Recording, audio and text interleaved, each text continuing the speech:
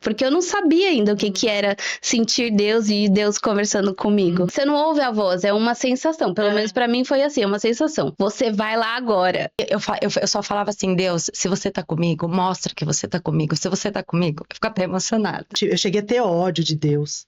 Sim. Assim, de eu falar, eu não quero mais, eu não quero. Pensa, gente, é um luto num puerpério.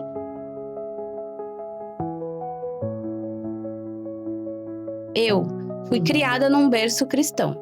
E é óbvio que ao longo do tempo eu tive encontros com Deus. Vocês já foram assim ou tiveram o encontro com a fé de uma outra maneira? A família é uma família católica, né? Sim. Sempre foi. Eu fiz batizado, primeira comunhão, e alguns domingos na missa, mas nunca foi aquela coisa. Minha mãe sempre falava, ai, vamos hoje na missa, ai, é Páscoa, ai, quero ir na missa. Mas não era uma coisa muito, assim, eu sempre fui uma pessoa, eu tenho fé, mas eu sempre fui muito mística, né? Então eu sempre gostei muito de energia, todas essas coisas sempre me interessaram muito. É acreditar em algo, né? Acreditar em algo maior que energize, enfim. Mas daí eu tive alguns momentos na minha vida que foi aumentando a minha fé. E hoje em dia eu e Deus estamos aqui, ó. A minha caminhada, eu falo, praticamente mais do que agora. Agora, já mais do que metade da minha vida, eu me dedico, né, à minha fé. Eu me converti aos 19 anos, eu venho de uma família católica também.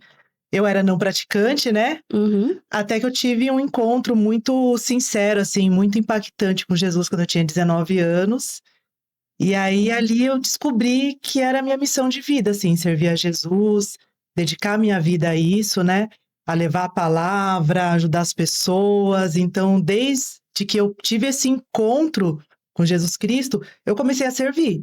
Mas me conta um pouquinho, como que Deus te encontrou? Como que me Esse encontrou? encontro impactante, né? Fiquei curiosa também. Eu não sei dessa parte aí. Então, pois é. Eu não lembro, na verdade. Eu acho que eu já comentei, eu já até mostrei fotos. Depois você acho que vai recordando. Eu lembro das suas fotos antigas, eu lembro do hip hop, eu lembro do popeiro. Eu não sei de nada disso. Era da música eletrônica. É jovem, né? Música eletrônica, jovens. Não, a gente tem tudo a mesma idade. Música eletrônica, conta como foi. Eu tive uma adolescência, assim, que eu meio que fui da pá virada, sabe? Sim. Então... Adolescente. Adolescente. Estava provando sobre... Conhecendo as coisas e tal, e... Eu sempre fui a mais nova das minhas amigas, assim, de infância. Eu era do meu grupinho, eu sempre fui a mais nova. E por conta disso, quando a gente foi crescendo, as meninas começaram já pré-adolescência querer sair, baladinha, matinê, eu fui no embalo. Só que eu era mais nova. Então, assim, 11 anos eu já tava indo matinê. Porque você tinha altura pra isso, Eu tinha altura pra isso, eu era mais alta que elas, eu passava por uma idade, né, de mais velha. E, assim, queria acompanhar minhas amigas, a gente cresceu juntas, né? Então eu comecei a sair muito cedo, e aí me apaixonei por música eletrônica. Aí eu saía pra essas baladas loucas, né, de música eletrônica, pra rave e tal.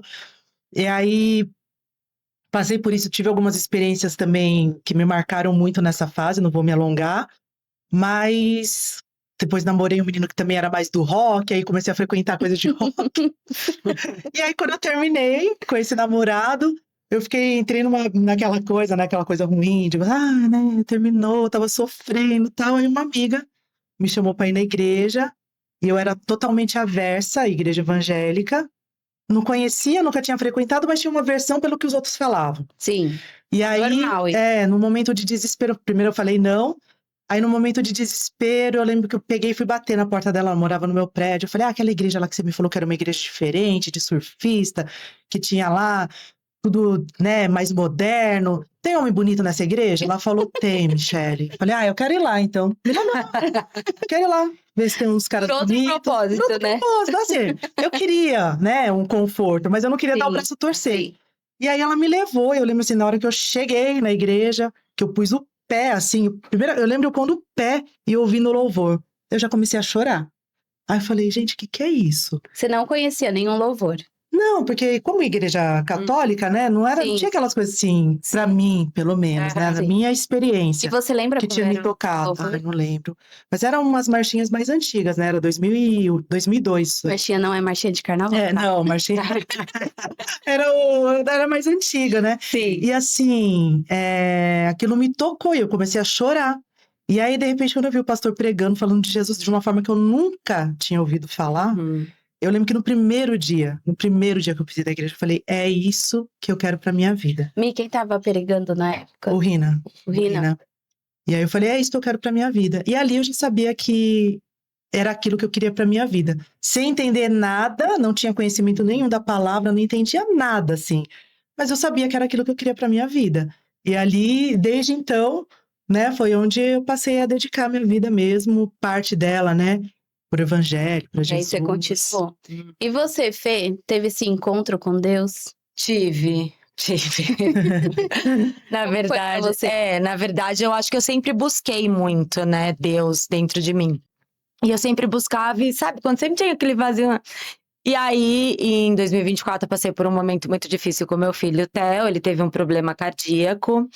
E aí a gente descobriu. E daí é o que eu acho, né? Que foi tudo um milagre que Deus fez na nossa vida. Porque a gente descobriu por um milagre que era uma cardiopatia raríssima, que a taxa de mortalidade é 90%. Então, tipo, a maioria sempre morrem sem saber, né? A maioria das crianças. Aí fui e marquei outro milagre. Porque aí eu marquei no Hospital Samaritano em X. Falei, ia marcar no laboratório, como ele era pequenininho, falaram, não fazia. Eu falei, vou marcar aqui no hospital. Daí falaram, tem algum profissional que você tem preferência? Pela praticidade, né? Tem algum profissional que você tem preferência? Eu falei, não, pode ser com qualquer um. Caímos com o melhor, que todo mundo falava, que você caiu com o melhor cara que faz esse exame Sim. que eles conhecem, assim. E aí, ele falou pra mim, aí eu já tava desesperada, ele falou pra mim, mãe, interna ele. Sim, Eu nem saí mais do hospital. Quando eu tava no hospital, ele já falou, se eu fosse você, eu ia pra emergência pra internar. Ele precisa fazer uma angiotomografia. A gente não tem garantia se ele poderia ter uma morte súbita, qualquer momento, assim. Começou uma sirene no meio do hospital, um monte de gente correndo, desesperada. E você não ficava na sala. E eu não ficava na sala, eu tava lá de fora. Só que eu sabia que era com meu filho, porque eu comecei a ver a UTI pediátrica inteira entrando. E aí eu comecei a ficar desesperada. E eu sei que eu ajoelhei e eu rezava, parecia uma louca. Eu falava, Pai nosso que estás no céu, santificado seja o seu nome. E eu rezei. Enfim.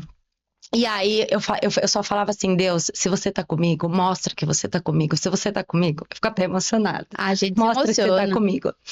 Eu acho que foi Deus me caminhando, tudo certo, na hora certa, eu fazendo, mesmo assim, desorientada, né? Que a gente fica desorientada, Sim. mas eu fui fazendo tudo. Sendo guiada, né? Sendo guiada. Caí num médico cardiologista maravilhoso, um dos melhores de São Paulo. Então, foi tudo acontecendo, que eu acho que foi Deus, sabe? Tipo, Sim, colocando e nos preparando, né? Porque tinha que passar, né? Deus me mostrou, porque Ele tá aqui comigo, Ele tá Sim. vivo, né? Sim. E assim, nessa hora eu senti, Deus me mostrou que Ele tá comigo e que tudo vai dar certo. Porque se não fosse pra dar, eu não teria descoberto, teria, sabe? Teria Sim. morrido antes, né? Eu não teria descoberto tudo pra agora não dar certo. E nessa hora eu me enchi tanto de fé que eu falei, Deus tá comigo, Ele me mostrou. E agora nada mais vai vencer a gente. Nada mais do que a Michelle, né? Que acho que é a mais pode falar pra gente, Sim. né? É, porque a caminhada, assim, é um processo, né? É o que eu falo, assim, eu vivi isso na pele, né? De você saber que o evangelho, ele é bênção, mas ele também é sacrifício. A gente recebe o amor de Deus, mas também tem o nosso lado da doação, né? Da gente oferecer algo para Deus também, né? E o dia a dia, às vezes a gente tá, né? Eu lembro também, quando eu me converti, mas foi um processo também. Chegou uma hora, eu lembro que quando eu entendi que eu não me pertencia mais estar em alguns lugares, eu tinha 19 anos, eu tava numa balada, ali perto da Frei Caneca.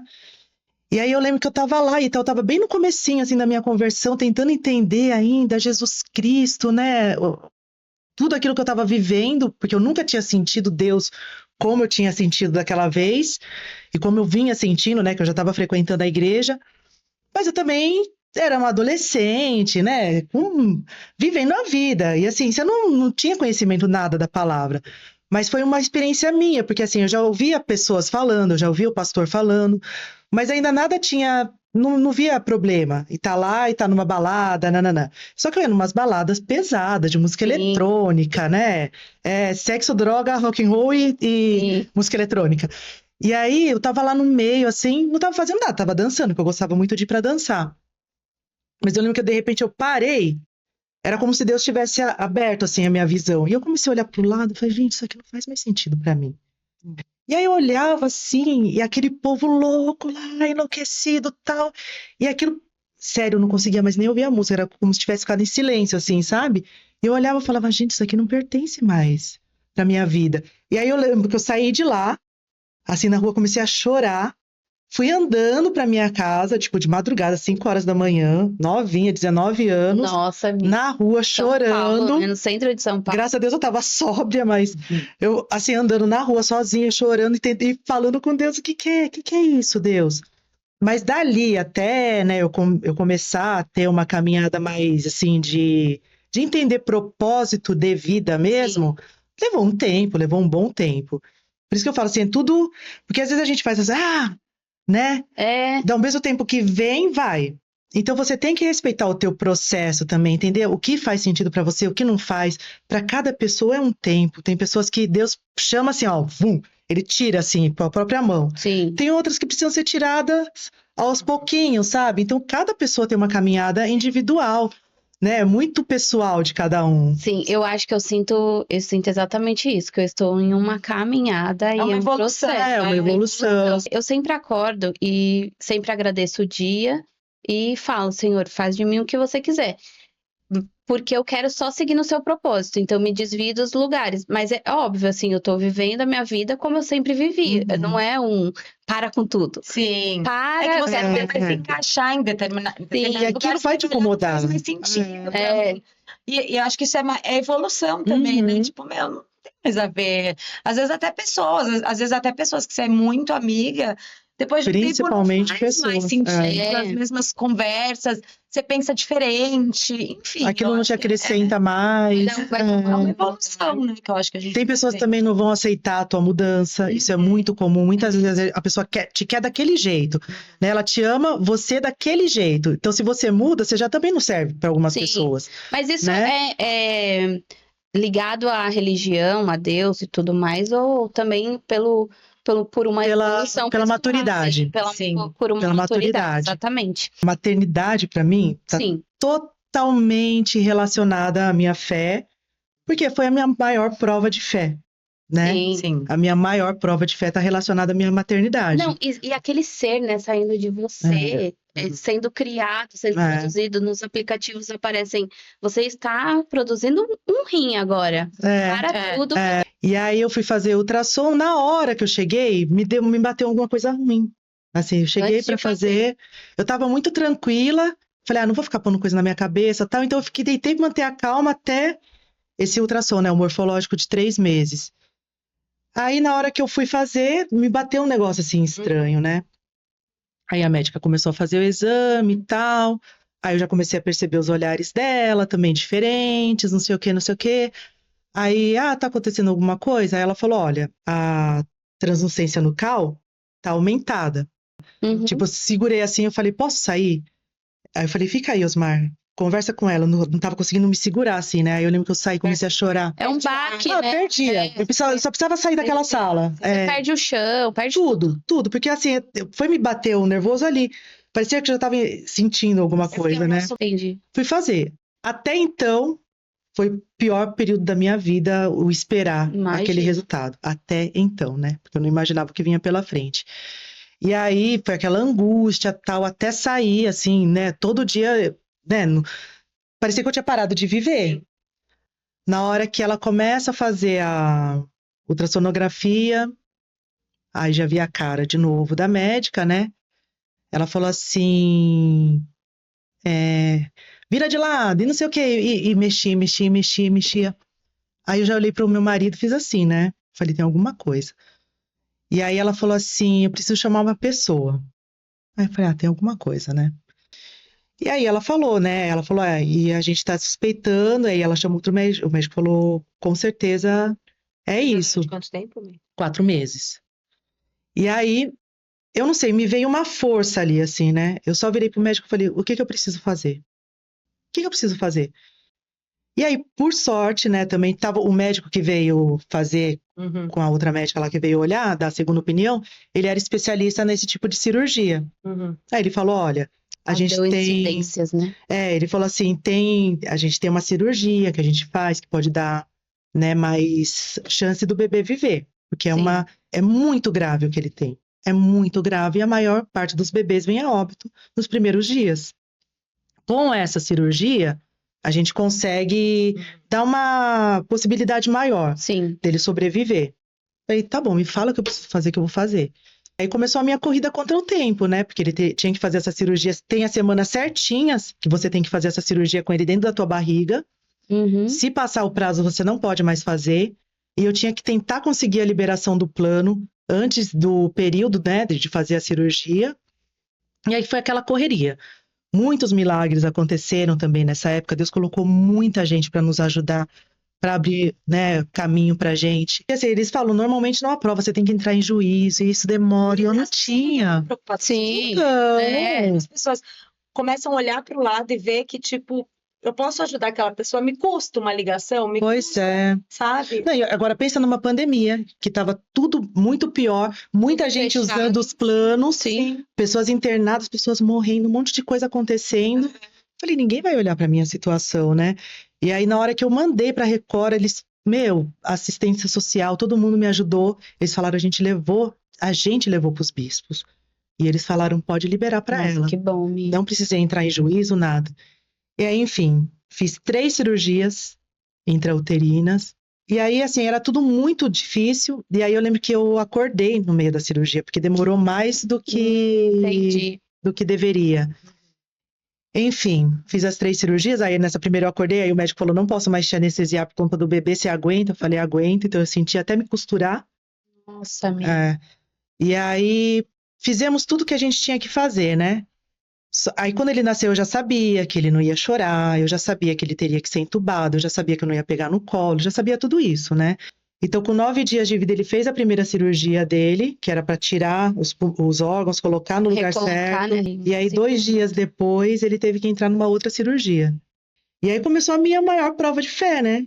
Que era manter a imagino. fé Exatamente. diante Depois do de não tudo, de Deus, né? diante Que é. do sonho não realizado, né? Dos planos que foram tudo por água abaixo, de tudo que eu tinha planejado, sonhado. E assim, eu pus muita fé naquilo. Eu imagino. Então, assim, eu juntei tudo que eu tinha de conhecimento, tudo que eu tinha tido de experiência, porque 20 anos que eu tinha de experiência com Deus, de eu orar pelas pessoas serem Sim, curadas. você sempre foi a pessoa que estava Estava ali do outro lado. dando a palavra, né? Levando, ajudando, apoiando, ouvindo, orando, sabe? E aí eu falei, não, Deus vai me ouvir, né? Eu nunca pedi nada para Deus, nunca pedi coisa Sim. financeira, eu nunca pedi. Agora é um pedido de uma mãe que quer ver o filho viver. Eu quero ver meu filho vivo. A única coisa que eu te peço, Deus, é ver o meu filho vivo, né? Então eu tinha certeza que Deus ia responder. E aí recebeu Né? uma E negativa. aí você recebe uma negativa de Deus. Então, assim, além de A estar sua fé vivendo foi trabalhada ali naquele muito, assim, foi a maior prova de fé da minha vida. Depois de tudo você sim. realmente... Porque, assim, eu já tinha tido muita experiência com Deus, eu sei que Ele fazia, eu sei que Ele faz, Sim. né? Então, assim, você fala assim, não, eu conheço o Deus que eu sirvo, eu sei que Ele faz.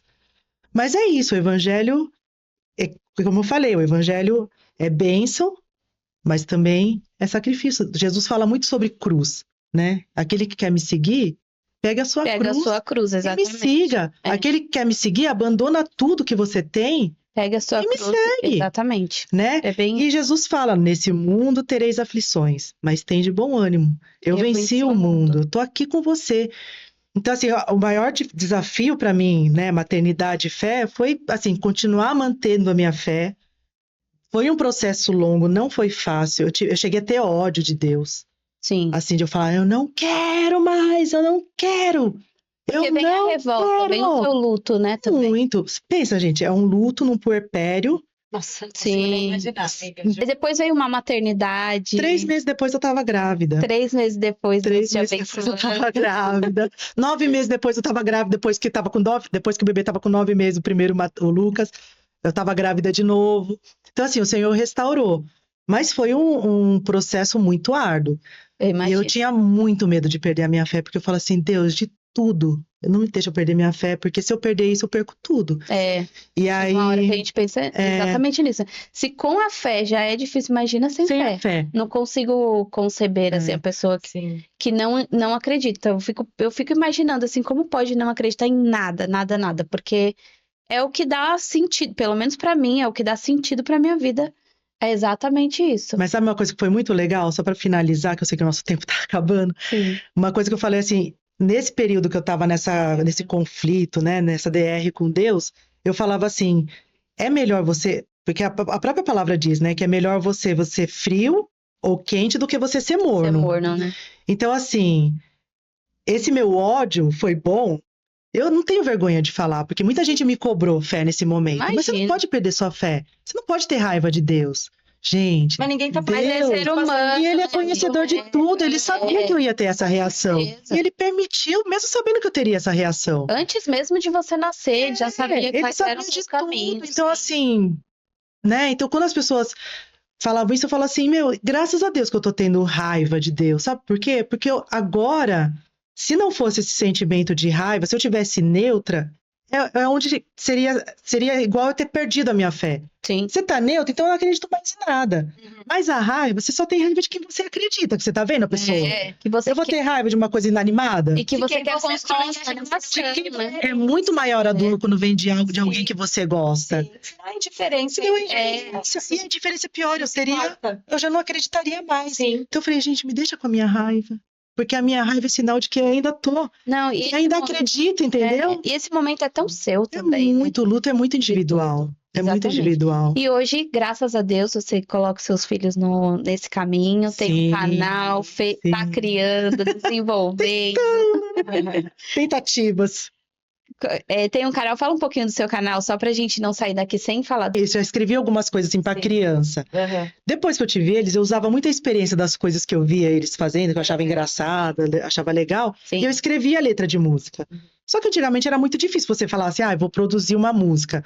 5 pau pra cima no estúdio. Sim. Pra eu nem saber se ia dar certo. E eu guardei, fui guardando as letras, né, que eu fazia, tal, que eu escrevia, e fiz um canal pra contar um pouco a história dos meus filhos, as peripécias deles, Sim. através de música, né, canção com valores, né, que eu tenho Sim. que passar também de coisas que eu tento ensinar pra eles no Que dia é a dia. importante também as crianças terem hoje, né? Fala o nome do seu canal, Mi. Chama os Irmãos Super Incríveis. Irmãos Super Incríveis, vai ficar também aqui na descrição para vocês entrarem, curtirem, compartilharem, se inscreverem no canal da Mi também.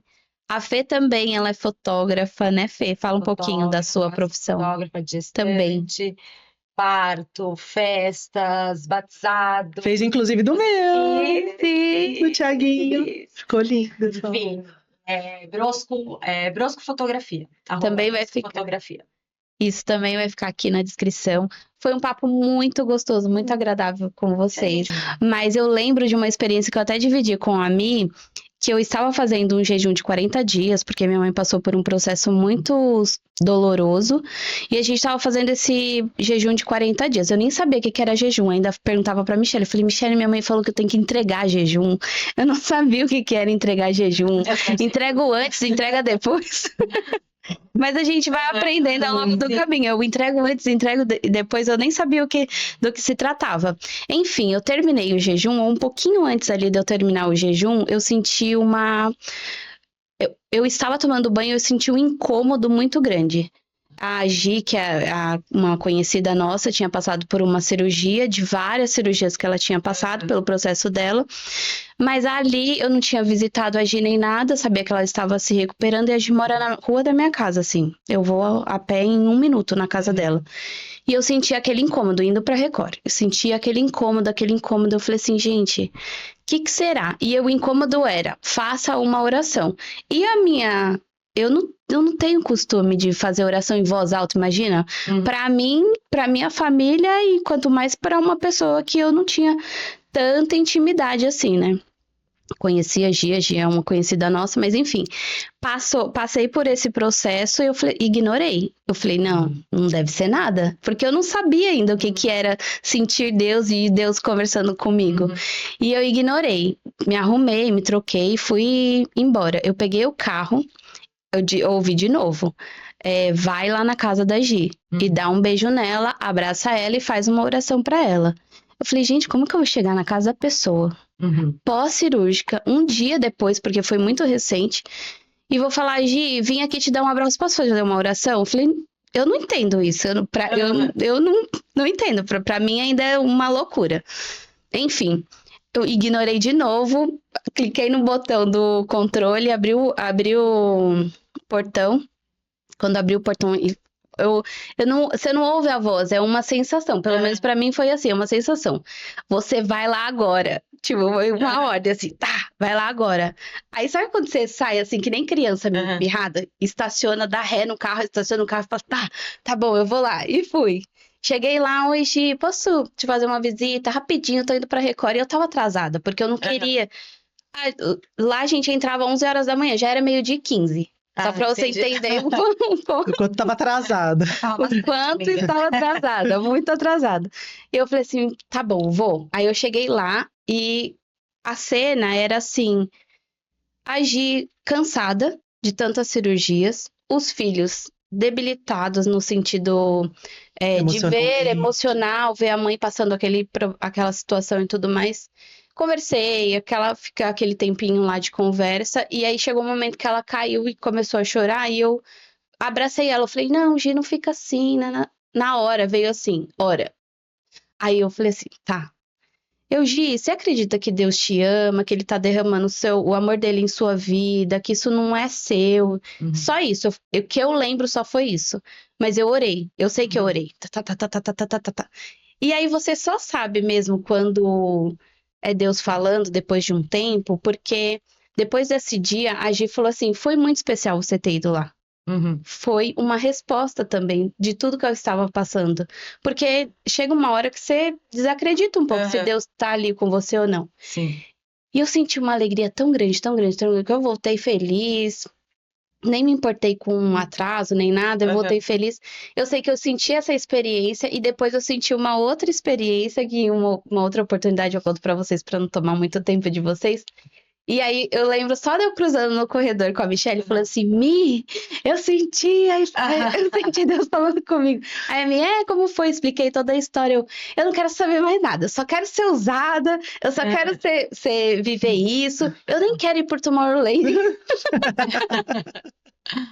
Aí a Michelle, com toda a sensatez, falou assim, não, calma.